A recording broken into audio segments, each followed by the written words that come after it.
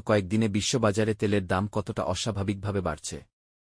একদিকে মধ্যপ্রাচ্যে ইরান ও ইসরায়েলের মধ্যে সরাসরি সংঘাত, অন্যদিকে হরমুজ প্রণালী বন্ধ হওয়ার আশঙ্কা, এই দুইয়ে মিলে বিশ্ব অর্থনীতি এখন এক বড় সংকটের মুখে।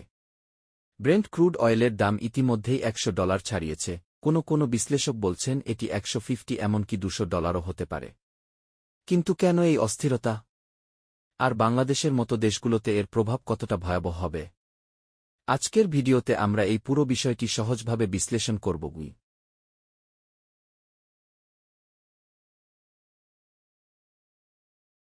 ঘটনার শুরু গত 28 ফেব্রুয়ারি থেকে, যখন যুক্তরাষ্ট্র এবং ইসরায়েল ইরানের উপর বড় ধরনের বিমান হামলা চালায়। এর জবাবে ইরানও পাল্টা ক্ষেপণাস্ত্র ও ড্রোন হামলা শুরু করেছে।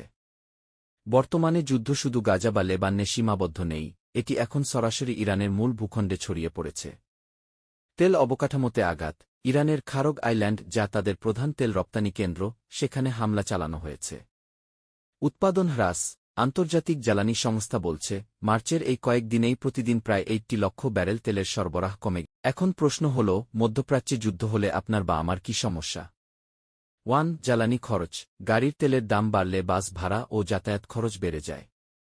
2. নিত্যপণ্যের দাম, ট্রাক ও জাহাজ চলে তেলে। তেলের দাম বাড়লে চাল, ডাল থেকে শুরু করে সব ধরনের সবজির দাম লাফিয়ে বাড়বে। 3. বিদ্যুৎ সংকট। তেলের দাম বাড়লে বিদ্যুৎ উৎপাদন খরচ বাড়ে,